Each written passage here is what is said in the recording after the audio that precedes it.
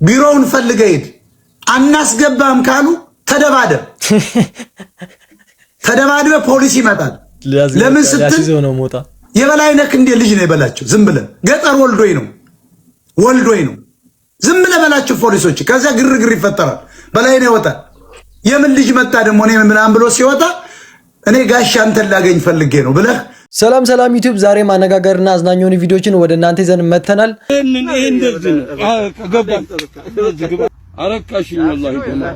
ከእናንተ የሚጠበቀው ይሄን ቻናል ሰብስክራይብ ማድረግ፣ ቪዲዮን ላይክ ማድረግ እና ትኩረት አድርጋችሁ ቪዲዮ ላይ እስከ መጨረሻው መመልከት ነው።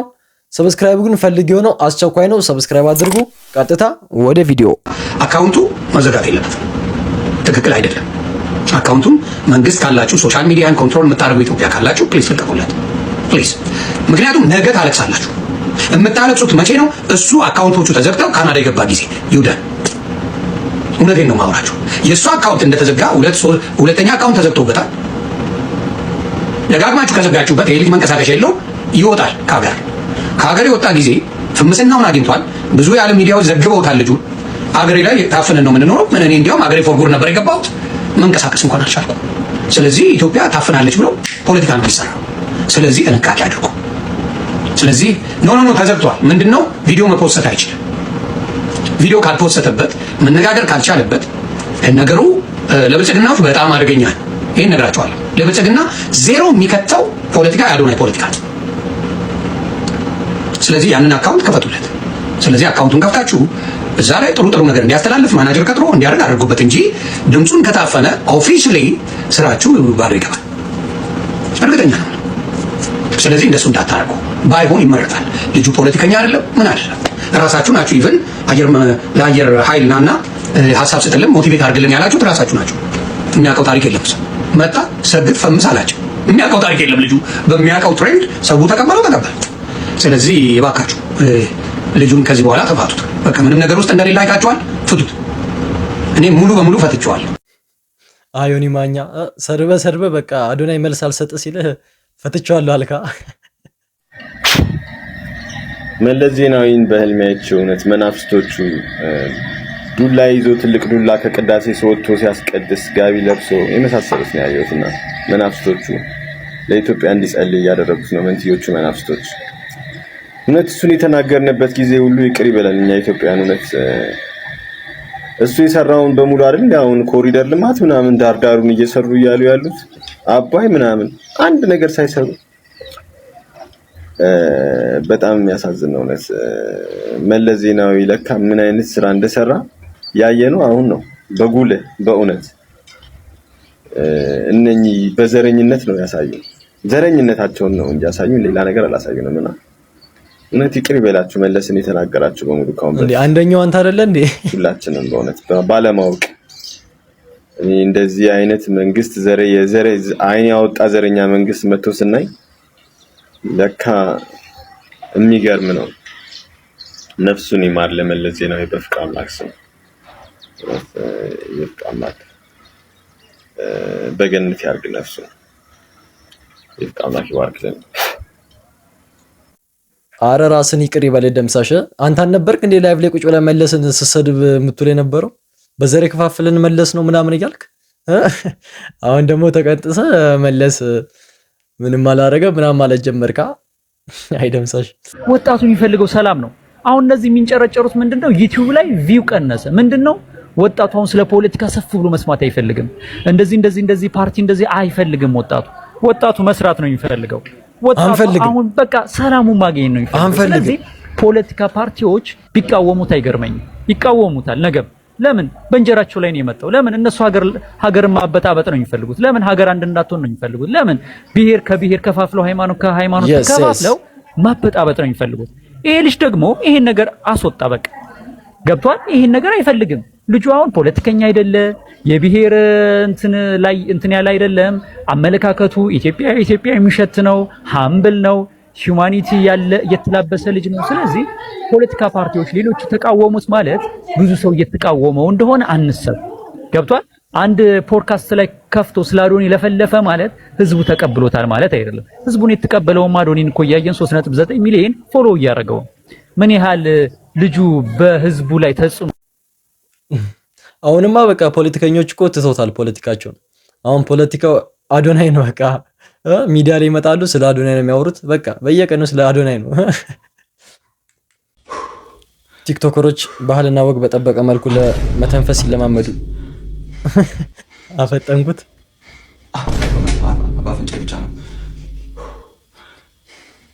በስርዓት ተንፍሱ፣ ያለበለዚያ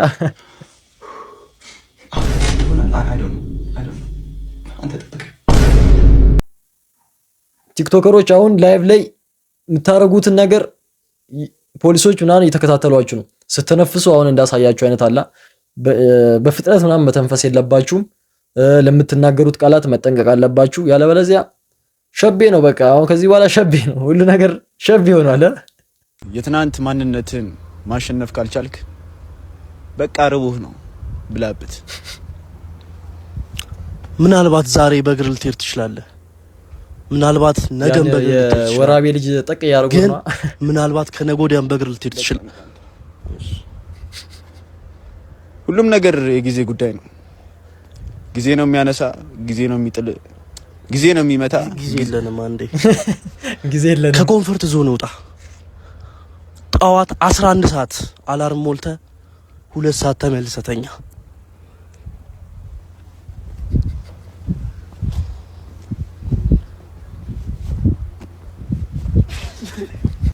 ቶሎ ቶሎ ልቀቁልን። እንደዚህ አይነት ሞቲቬሽን በጣም ነው ለህይወታችን የሚያስፈልገውና በየቀኑ ቪዲዮ ብለቁልን ደስ ይለናል። ምን ያህል ቢያናድዳት ነው ሳተቹ እንዳለቂው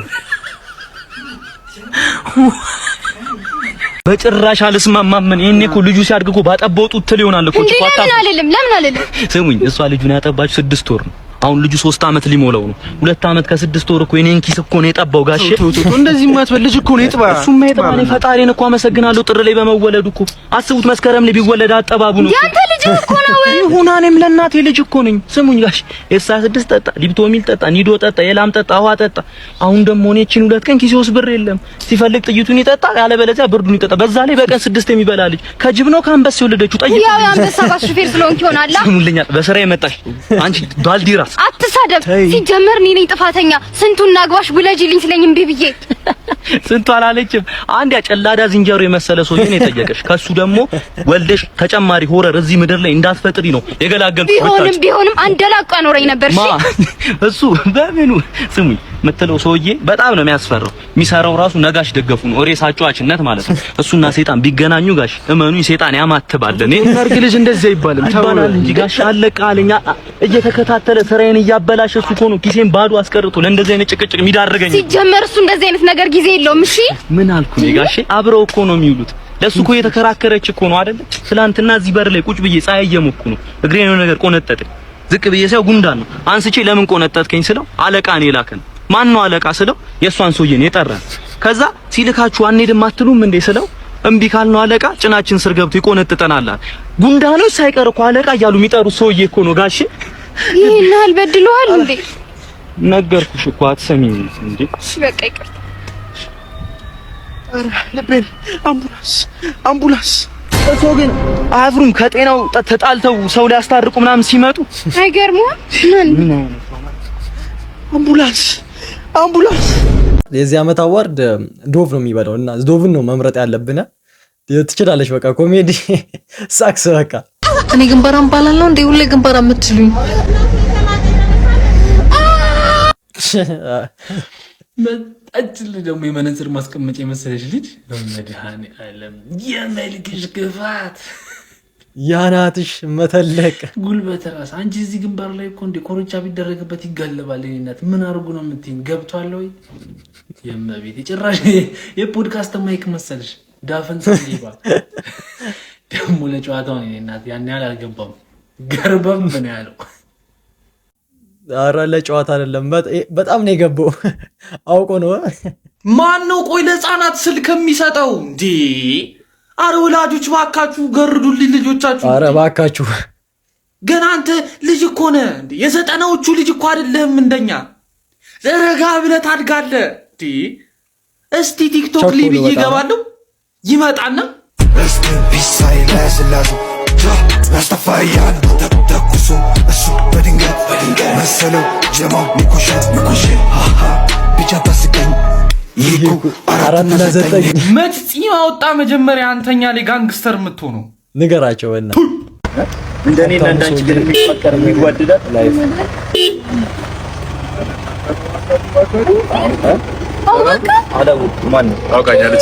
ፊልም ላይ ምናምን ቺኮቹን ከደሃ ወንዶች ነጥሎ የሚወስዱ አባ አሁን ሰው ተሳሳት ማለት ይህ የሚኖር ህይወት ነው። እኔና እሷ በፍቅር አያልነት አብረን የምንኖርን ጥንዶች ነን። በእውነት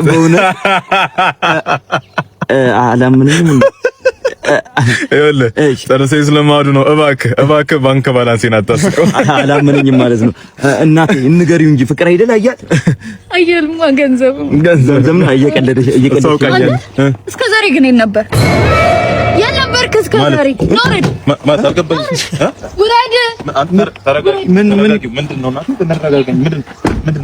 ምንድነው ዛሬ ድረስ ነበር ማለት እስከ ዛሬ ጀርባዬን እያየሁ መተህ ትወስደኛለህ። አዘቃየሽ አይደል? በሐሩር በዝናብ ማዳበሪያ ረካችን የመሰለች ልጅ ይኸውልሽ ፍዳሽን አይቼ መጣሁኝ በርሬ ስንከባከብሽ ልኑር እንደ ልዕልት አክብሬ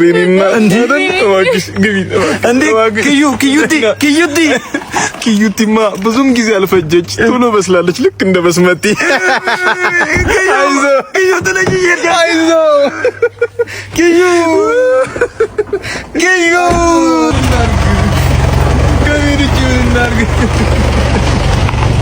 ቀጥታ ሂደህ አቶ በላይነህ ክንዴ የሚባል ሰው ጋር ሂደህ ሞጣ ቀራኒዮ የሚባል የአማራ ታጋይ ነኝ የሚል ሰው ሚዲያ ላይ አግኝቶኝ ሊስትሮ ነኝ አልኩት።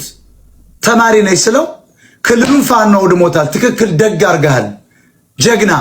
ስለዚህ ስራ ይቀጥራል ብሎኛል ብለህ በላይነህ ክንዴ ቢሮውን ፈልገህ ሂድ። አናስገባም ካሉ ተደባደብ። ተደባድበ ፖሊስ ይመጣል። ለምን ስትል የበላይነህ ክንዴ ልጅ ነው ይበላቸው። ዝም ብለህ ገጠር ወልዶኝ ነው ዝም ብለህ በላቸው ፖሊሶች። ከዚያ ግርግር ይፈጠራል። በላይነህ ይወጣል። የምን ልጅ መጣ ደግሞ እኔ ምናምን ብሎ ሲወጣ እኔ ጋሻ አንተን ላገኝ ፈልጌ ነው ብለህ ስራ ይቀጥራል። ቢያንስ እንኳ ከሚያከፋፍለው ጎማ እየተሸከምክ ምን እያልክ በኋላ ካሼር ጋር ትጠጋና ሀብታም ትሆናለህ። የበላይነህ ልጅ ነኝ ብለህ ግባ። ወርቁ ቢኖር ራሱ የወርቁ አይተ ነው ልጅ ነኝ ብለህ ዘለህ መግባት። ይምጣ ፖሊስ። አላውቅም እናቴ በቃ አባቱ ነው ብላኛለች ብለህ ግባ። አላውቅም በለው አባቴ ነው ብለው ግባ ነው የምልህ። እምቢ ካሉህ የበላይነህ ክንዴ በቃ ልጅ ነው ይበልና እሪ በል ቢሮ ነው ፖሊሱን ዝም ብለህ በለው። ከዚያ ሰው ይወጣል ሊያስገድለው ነው። ግርግር ሲፈጠር የበላይነህ ልጅ ነው እያለ የገጠር የተወለደ ነው ተመታ ሲሉት መቼ ደግሞ ያደረኳት ናት ብሎ ከችለ ሲመጣ በረከት ነው። ምን ፈልገ ነው ሲል አንተን ለማግኘት ፈልጌ ነው። ወዲያው እሱ 5 ሚሊዮን ብር ግንባር ላይ አድርጎ ዱቄት ፋብሪካን ትከፍ ምንድነው የምትለው ወፍጮ ዛ የጎጃምን እንትን እየከዘንክ የቻይና ወፍጮ ሞተር ወፍጮ የኤሌክትሪክ ከፍተህ ትኖራለህ። አይሻልም? እነዚህ አማራ ሀብታሞች እንዲያርግህ ብትይዛቸው። ፋሚሊ የዛሬ ቪዲዮአችን ይሄን ይመስል ነበረ። እንደወደዳችሁት ፈታ እንዳላችሁበት ተስፋ አደርጋለሁ። በቀጣይ ቪዲዮ እስከምንገናኝ ሁላችሁም በያላችሁበት ሰላማችሁ ይብዛ፣ ይመሻችሁ። ባይ